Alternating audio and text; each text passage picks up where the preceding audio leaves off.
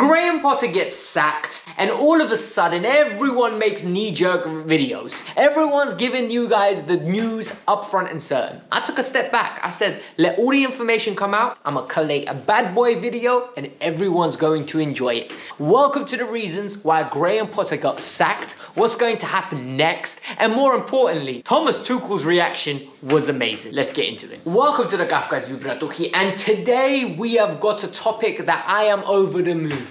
Potter has been sacked, and the reason Potter got sacked was because he wasn't good enough. Let's not beat around the bush. Let's not try play this political game. He gave it his all, boys, and it wasn't good enough. And at the end of the day, he walks away a richer man. Chelsea move away to another manager who hopefully will be the right choice. We've got all the candidates that are being reported. There's 5 of them, by the way. We'll break it down at the end of the video. And what's next for our beautiful club? We're going to get our standards back, hopefully, and that's the most important thing. But before we can move on with that, I need you guys to do some admin work for me quickly. Hit the like button now, because you've made it this far, you're enjoying it, and you're going to stay tuned. Number 2, subscribe to the channel. It's super important that you do that. It helps the channel, it helps with the algorithm. And number 3, go follow me on Instagram, because that's the place where you lot can ask me questions and I respond. Peace out. Let's move on with the video. After 22 Premier League games and 7 victories, that is a recipe to get sacked. And Graham Potter was sacked on Sunday, apparently roughly around 3 p.m. So a lot of you are going to say, what's going on, Alex? We weren't hearing any of it. Well, I'm going to break it down for you guys. At the start of the morning, it was business as usual. Ben Jacobs was reporting that. Matt Law was reporting it. All the journalists were reporting that. He's set to keep his job. Like, everything's business as usual. They're preparing for the game against Liverpool. And at 3 p.m, they must have called him in for a meeting. When they called him in for a meeting, he must have got negotiated his exit strategy, and he got sacked. The players did not know. I think that is the biggest thing we can take away from this. The players were not trusted with this information, and apparently some of the players are annoyed. Some of the players feel aggrieved. They don't feel like they were communicated to in an ordinary manner. All I'm going to say is, you lot need leak team news. Only God knows what you're going to be leaking when Potter's sacked, alright? So, you didn't deserve to know. You find out Monday morning when you come to work. It's as simple as that. If my CEO at my company gets sacked, I won't find out until there's a meeting sent out to all the staff. You're one of the staff. So get over yourselves. What I find very interesting is the person that's been put in charge now is Bruno Salter. Bruno Salter is someone that works with Graham Potter and played right back for him. He came across with the move when they paid the £21 million to get Potter and the coaching staff across from Brighton. All the other coaching staff have left apart from Bruno, apparently. Remember, he came with an entourage of him and 4 other people. 3 of them have left. Bruno is going to take charge of the Liverpool game and for the foreseeable future until a new manager is secured. But this is what I find very interesting. They want a permanent manager ASAP.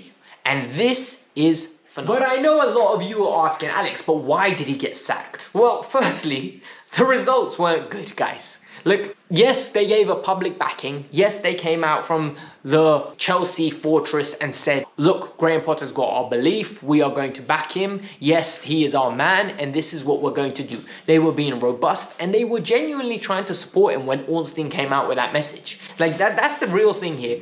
Graham Potter cannot blame anyone for losing his job, because the ownership group have actually backed him. They gave him money and they gave him time. Maybe the remit was very difficult. I will give you that. It was a difficult job, but guess what? You're getting paid a lot of money, and that's part of the job. Difficulty and some distress. It comes with the job. Sadly, people care about you losing football matches at Chelsea Football Club. So you are going to be stressed from that. And people are going to boo, and people are going to get angry. And that's the sad reality of a top flight industry. The job you have, there are thousands of managers that will want to have the opportunity to have an open blank checkbook to go sign whoever they want. So he was sacked because the results weren't good enough. Number 2, the players started losing faith in him. And this was evident. The players were starting to lose faith. There were articles that are coming out today that some of the players stopped listening to him, and this was evident in the Nottingham Forest defeat or draw, where certain players were just not doing the tactics that he was asking them to do. There were players that didn't believe he was firm or strong enough to demand respect from the dressing room, and that people could get away with anything and everything. This is being reported from journalists once again. And this is everything that we've been saying. This is what we were saying on this channel. This is where I was articulating this, that the players look like they run the dressing room. He is running a good Samaritan ship there, where everybody can get away with saying whatever they want, doing whatever they want, and the boys did good. And that's the reality here. And what I think is very telling is that at the end of the day, the players were articulating this by their performance. The board started going crazy, and that's rumor number 3, when players like Ziyech were consistently playing. They did not understand with Ziyech starting the game against Spurs. They genuinely thought it was an issue. Ziyech was an email away, a fax away from joining PSG, and yet Madueke and Mudryk, who are new signings for money, are not being played. Like, it doesn't make sense. And for Potter, this is a question that only he can answer. Why was Ziyech playing? I genuinely believe it's because Ziyech is an individual that demands respect. He's got a difficult attitude. We've seen it. He speaks his mind. He can be a very big nuisance because he won't stay quiet. And especially when he wanted to leave and the deal was set up for him to leave. He most probably came in and said, what the hell's going on? Why am I not sold? So you know what? Potter started handing him out minutes just to keep him happy, butter him up. Listen, Hakim, you're going to be fine. And stuff like this doesn't filter well to the top managers because they expect you to manage the players. You're in charge of them. And finally, the biggest factor, Todd Bowley and co. did not realize the fans were going to kick up a fuss. Listen, I don't know what baseball's like. I don't watch baseball. I've never watched a game of baseball in my life. But I'll tell you something about football for free, Todd. We care about our team. And when results aren't going good, our weekends are ruined and our evenings are ruined on a weekday. So, and we go to work the next day, we're frustrated about this and we're uber annoyed even a week later. This isn't the NBA where 2 days later you have another game. Sometimes it's a week and we've got used to having a week gap to let this marinate and digest in us. We're frustrated and the fans voiced it. The fans wanted him out and Todd and co decided, you know what? Enough is enough. We can't lose the fans. The fans were singing Roman Abramovich's name multiple times. At the Man City game, at the Liverpool game, and they were even apparently small sections singing it this weekend.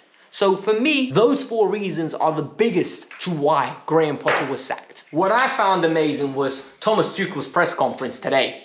He's got a fixture against Freiburg in the POAC Cup or whatever it's called. They're basically their version of the FA Cup. And they asked him, what are your feelings towards the Julian Nagelsmann potentially taking the job? And he said, look, I can't give Julian any advice because Julian doesn't need my advice. He won't listen to my advice. Why does he need my advice? But at the same time, I find the timing very interesting that the job has become available now that I took this job. And the way he worded it was like, I would have been interested. I would have wanted my job back. And he also went on and took a shot at the board. He said, the way the club's been run at this moment in time, it's completely different to what I left. So the emotions are no longer there. I think it was very interesting that he's sitting in a Bayern Munich tracksuit. He's sitting at a Bayern Munich press conference. And he basically said, if I waited another week, I could have had the Chelsea job back. That for me is unbelievable. Like, I don't know what Bayern are feeling like. I don't know what Sami Hamatic, if I pronounced his name, or Oliver Kahn are feeling. But Tuchel needs to be careful with speaking his mind the way he is. Because apparently he's still got push notifications on Chelsea. So anytime something big pops up with Chelsea, he gets notifications. That's wild for me. Like, I'm not going to lie to you. He's got a group chat with our boys. He's still in contact with the staff. And he's got push notifications on our club.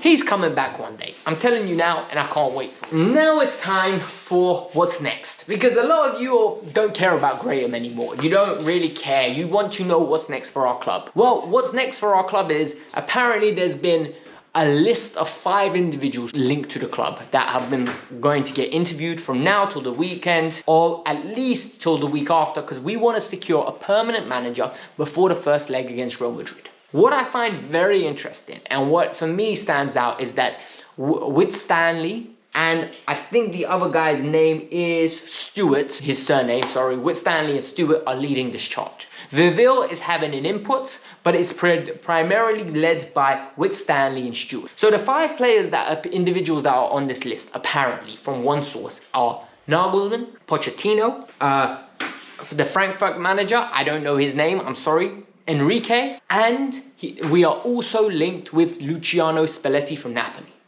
On top of that, Fabrizio Romano is saying Ruben Amorim, my bae, is linked, And more importantly, the one, the only Maurizio Pochettino. That's all we need, you know, we need Poch in the mix. I'm gonna go through what the news is.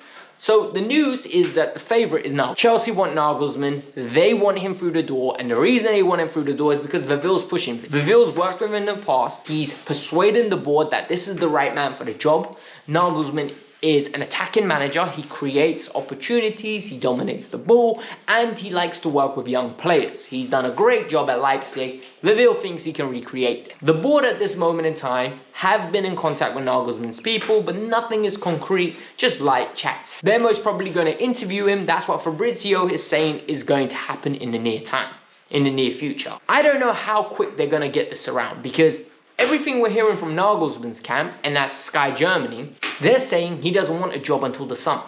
But Chelsea wants someone now, and he could be tempted to come back into management due to his relationship with Viville and the beauty of Chelsea job, right? The Chelsea job is mad. Who doesn't want a blank checkbook to work with? That is the #1 target, and that's what we're being told.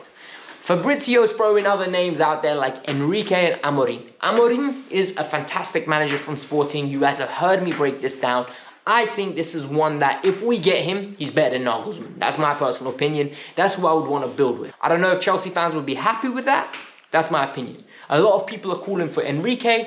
I don't want Enrique nowhere near my club. I don't want Luis Enrique or Iglesias Enrique anywhere near my club. All right? Enough is enough. He doesn't have MSN here. His time at Celta Vigo, his time at Roma does not fill me with confidence. I'm sorry, I do not want Enrique as the manager of Chelsea. Pochettino, Spurs ties. You're basically getting another Rafa Benitez in, because the minute things go wrong, he ain't Chelsea. He ain't Chelsea. He ain't Chelsea. That's all we're going to hear from the fan base. You're basically setting it up to lose. It's like Romeo and Juliet. It's coming from two different sides coming together. Our club and him. And it's not going to work. It really won't work. So, no Pochettino for me. Pochettino is apparently in talks with Spurs to regain that job. Daniel Levy apparently doesn't want this to happen, but there are influential people at Spurs that are pushing for this move. We are also getting the Frankfurt manager, we're getting De Zerbi thrown in there, and we're getting Luciano Spalletti. I don't see Spalletti leaving Napoli at this moment in time to come and join Chelsea, so if anything happens with Spalletti, it's at the end of the season. I don't buy that one. I don't see anything from De Zerbi. I think Chelsea should not be touching Brighton for a considerable period of time. And the Frankfurt manager, I don't know enough about. But that's all the news we have at this moment in time. I guarantee you, news is going to be festering nicely for the rest of the month. So stay tuned. We've got a game tomorrow. Bruno Salter's going to take over. There will be a review after the game, because there always is. And on Wednesday, I'm going to come back with more information. So make sure you have subscribed. Make sure you have liked the video. And drop a pineapple in the comments below to let me know you made it this far. Graham Potter sacked. It's a happy day. He's 21 million richer, so I'm not being horrible. Peace out.